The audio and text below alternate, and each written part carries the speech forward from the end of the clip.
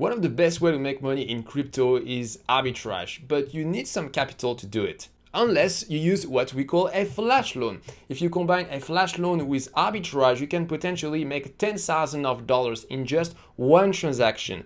And the only money at risk is the transaction fee. You risk $0 of your own capital. If you don't know me, I'm Julian, and on my channel Eat the Blocks, I explain blockchain technology.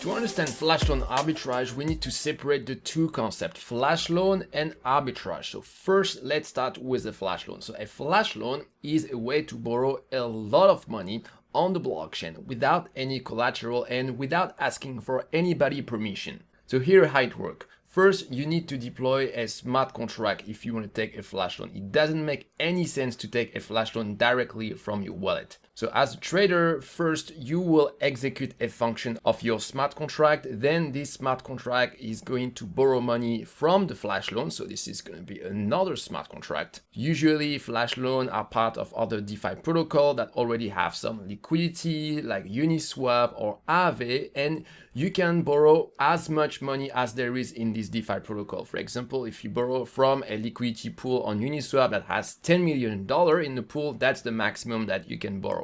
So you borrow the money is in your smart contract, and now you can do whatever you want with this money. So you will use the money to invest in another DeFi protocol, and hopefully you will make some profit. And after, you need to reimburse the flash loan. So you reimburse the money that you initially borrowed plus also a small fee. And hopefully after that, you still have a profit, and so you can send the profit back to the address that triggered the whole process. What's really important to understand is that everything happened in a single transaction. So if your smart contract doesn't reimburse the money to the flash loan at the end of the transaction, or just reimburse a part of it, the code in the flash loan smart contract is going to throw an error and the whole transaction is going to fail. So there is no way to cheat the system, borrow a lot of money with your flash loan and not reimburse it. Next, what about arbitrage? An arbitrage allows you to make money if you spot a price difference for the same asset across two different exchanges. For example, if Ethereum is worth 2,000 DAI, another exchange is 2,200 DAI, then you're going to buy on exchange A and you're going to sell on exchange B,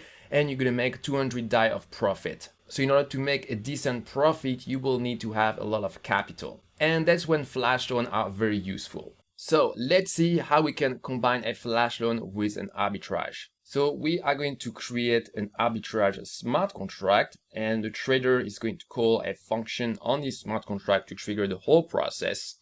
Then we are going to borrow some DAI from the flash loan. So let's say we borrow 2 million DAI. Then with this money, we're going to buy 1,000 ETH at 2,000 DAI each at exchange A. So this ETH is going to go to the arbitrage smart contract, and after that, we're going to sell this ETH in exchange B at a higher price for 2,200 DAI. And so in the end, in our arbitrage smart contract, we have 2,200,000 DAI. We use most of it to reimburse the DAI that we borrowed from the flash loan, and for the rest, we take it for ourselves. It's our profit. For our project, for the flash loan, we're going to use Uniswap, and we're going to do an arbitrage between Uniswap and SushiSwap.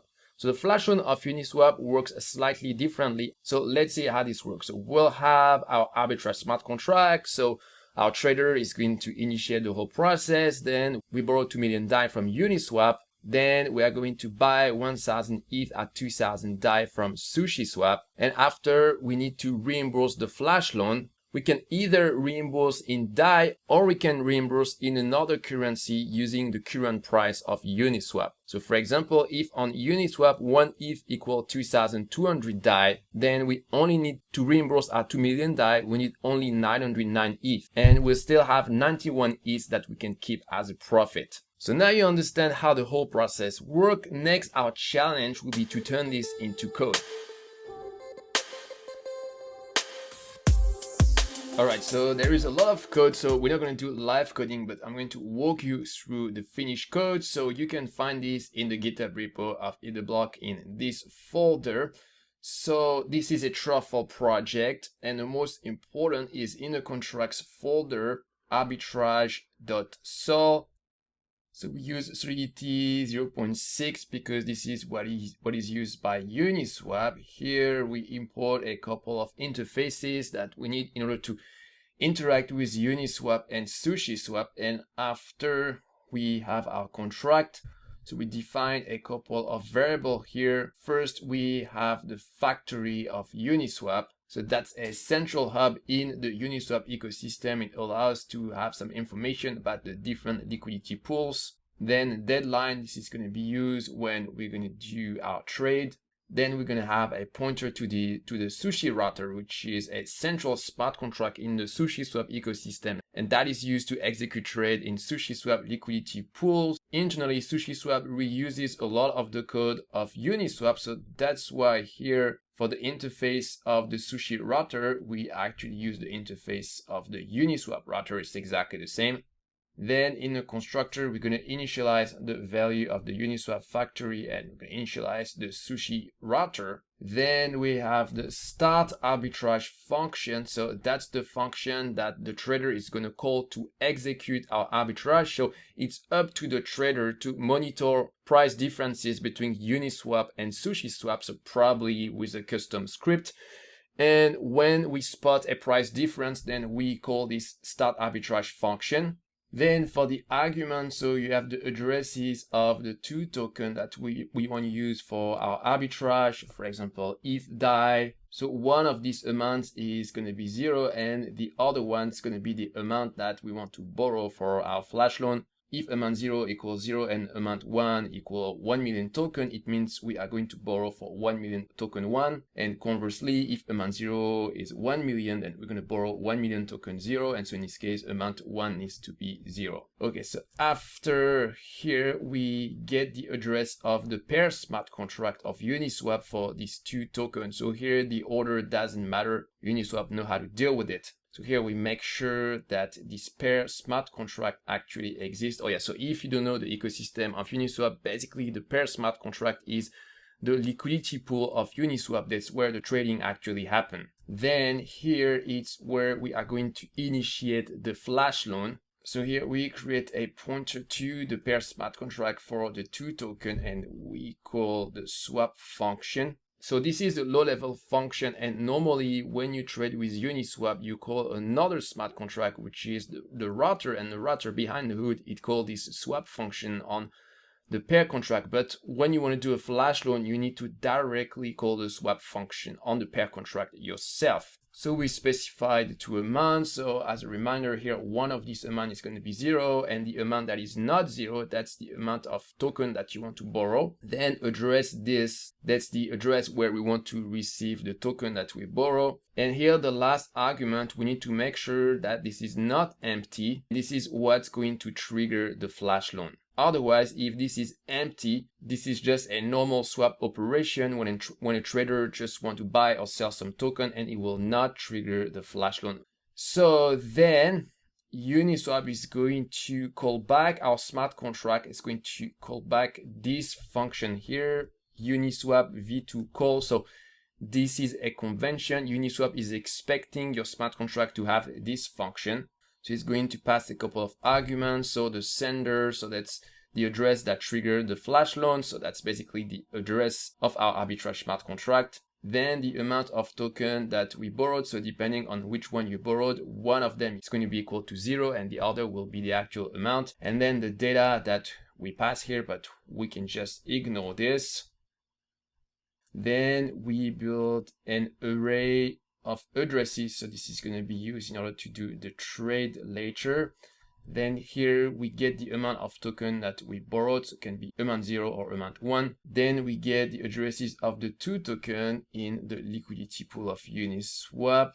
Then we make sure that the call comes from one of the pair contract of Uniswap. We don't want other smart contract to mess with our arbitrage contract and potentially do weird things. Then we need to make sure that one of the amount is equal to 0. Then here we are going to populate our pass array. So this is very important. That's where we define the direction of the trade. So for example, if amount 0 equals 0, it means that on SushiSwap, we are going to sell token 1 for token 0. And conversely, if amount 0 is not equal to 0, then we're going to sell token 0 for token 1.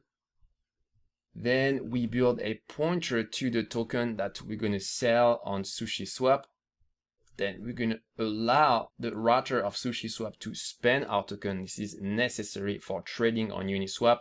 Then here we calculate the amount of token that we will need to reimburse to the flash loan of SushiSwap. Then below we are going to sell the token we borrow from Uniswap. We're going to sell it on SushiSwap. So here this is the amount that we want to sell. And here this is the minimum amount of the other token that we want to receive in exchange. That's the amount we're going to need to reimburse the flash loan. So give it the pass to tell SushiSwap what we want to sell and what we want to buy. Then the address that's going to receive the token in output. This is our smart contract. Then we have the deadline parameters. This is the time limit after which an order will be rejected by SushiSwap. So it's mainly useful if you send an order directly from your wallet to SushiSwap. What can happen is that if your transaction is stuck on the network for, let's say, a couple of days and finally it's mined, then you can actually do a trade at a really bad price, because at the time when you initially sent the trade, the market was at a certain level and you specify a minimum price that was good at that time, but the market has changed and now it became a really bad price. So the deadline is used as a protection here. But in our case, if our transaction becomes stuck, then the price difference that we spot between Uniswap and SushiSwap will not be valid anymore, and our arbitrage will not work, and we will not be able to reimburse the flash loan. So the whole transaction is going to fail anyway. So we don't have any use for this deadline, but we still need to specify something.